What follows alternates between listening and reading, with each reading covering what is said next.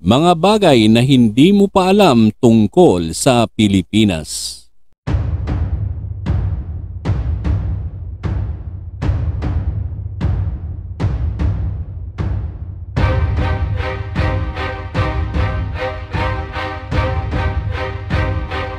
Marami sa atin ang hindi alam kung ano nga ba ang tunay na kasaysayan ng Pilipinas.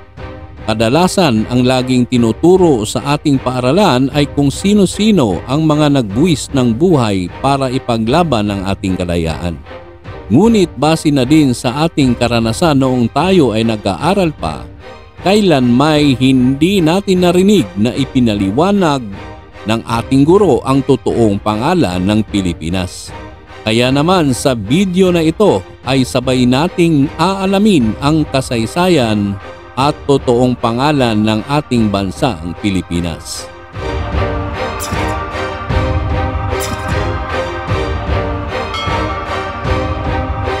Ang salitang Pilipinas ay kinuha lamang sa pangalan ni King Philip, isa sa mga Espanyol na sumakop sa ating bansa sa loob ng 377 years.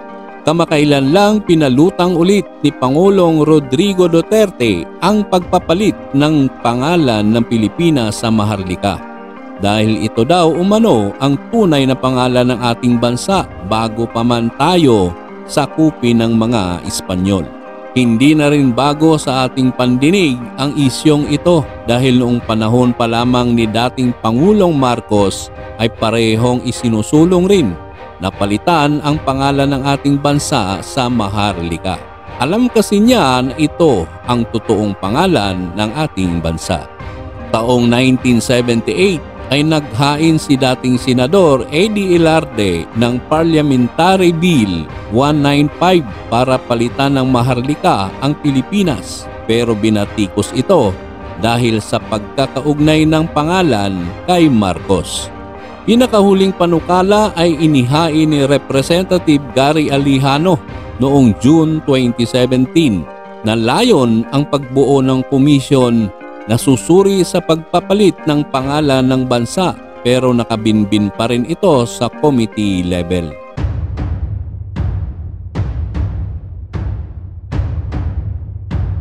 Si Marcos ay naging lawyer o abogado ng mga Talyano o Filipino royal family kung tawagin natin ngayon, na siya di umanong totoong may-ari ng buong Pilipinas. Sa kanila rin galing ang ibang mga yaman na mayroon si Marcos noon, gaya ng mga ginto o gold bars. Sa isang kampanya noon ni dating Pangulong Ferdinand E. Marcos, isa sa lagi niyang nababanggit ay ang "This nation can be great again." At ang tinutukoy niya dito ay hindi ang panahon ng mga Espanyol, kundi pagiging dakila ng bansa natin bago pa man dumating ang mga mananakop.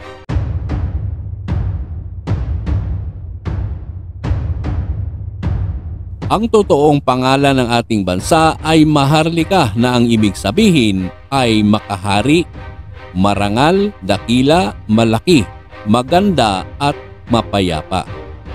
Bago pa man dumating ang mga Espanyol ay kilala, sikat at mayaman na talaga ang ating minamahal na bayan. Ito ay pinangangalagaan ng mga Filipino royal family. Sila ay ang Tandian Talyano na siyang totoong may-ari ng buong Pilipinas. Ang ating bansa noon ay hinahangaan ng buong mundo at isa sa pinakamasigla at malagong lugar. Hindi na tayo magtataka kung bakit sinakop tayo ng sinakop. Kasi nga may nakukuha ang mga mananakop sa ating bansa.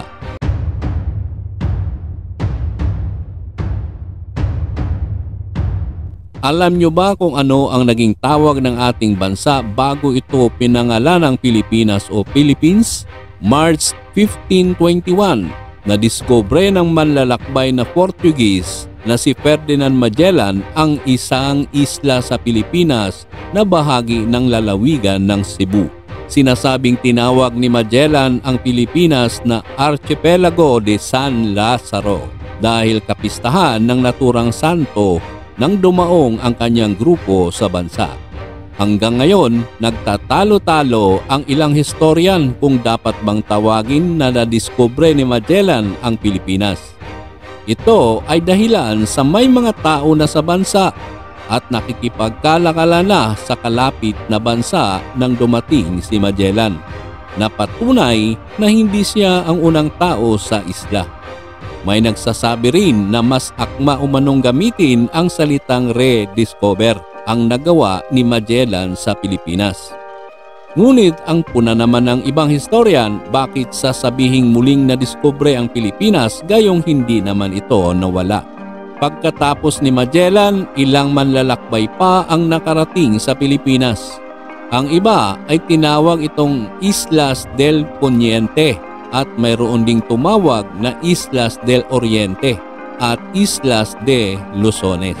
Taong 1543 nang marating ni Roy Lopez de Villalobos ang bahagi ng Samar Leyte at tinawag niya itong Pilipinas bilang handog sa hari ng Espanya na si King Philip II.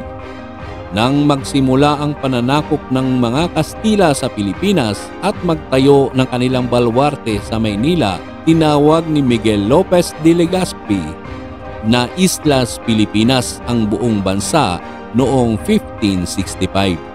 Pagkaraan nito ay sinasabing naging Philippine Islands ang bansa sa panahon ng pananakop ng Amerika hanggang sa umigsi bilang Philippines at Pinoy version na Pilipinas.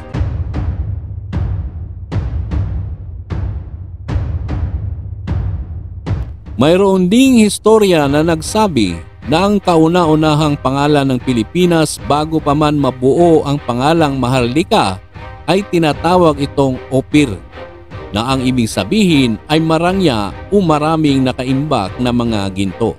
Ang salitang Opir din ang makikita natin sa banal na kasulatan na Biblia na kung saan ito ang pinagkukunan ng napakaraming mga ginto.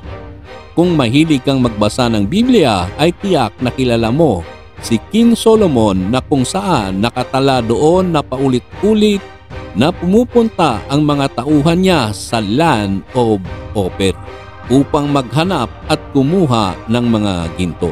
Sa isang aklat sa Espanya na General Collection of Philippine Islands Related Documents ay ipinaalam ng may akda kung saan nga ba makikita o matatagpuan ang Land of Ophir.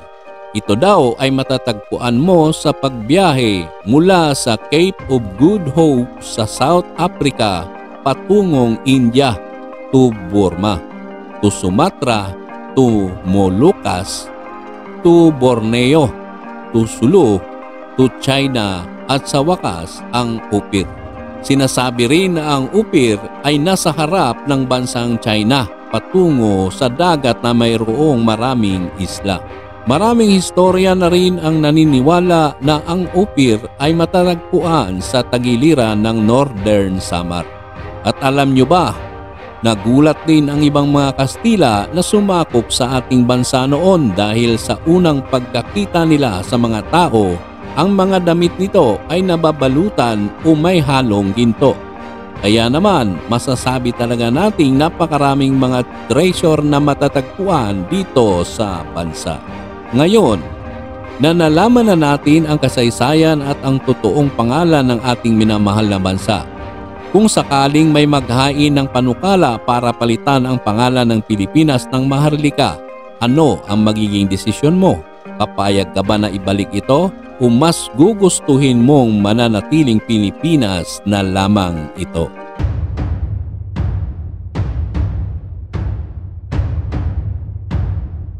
Hanggang dito na lang muna tayo mga kaistorya. Kung inyong nagustuhan ang istoryang ito, maaaring mag-like, comment at mag-subscribe sa ating munting channel.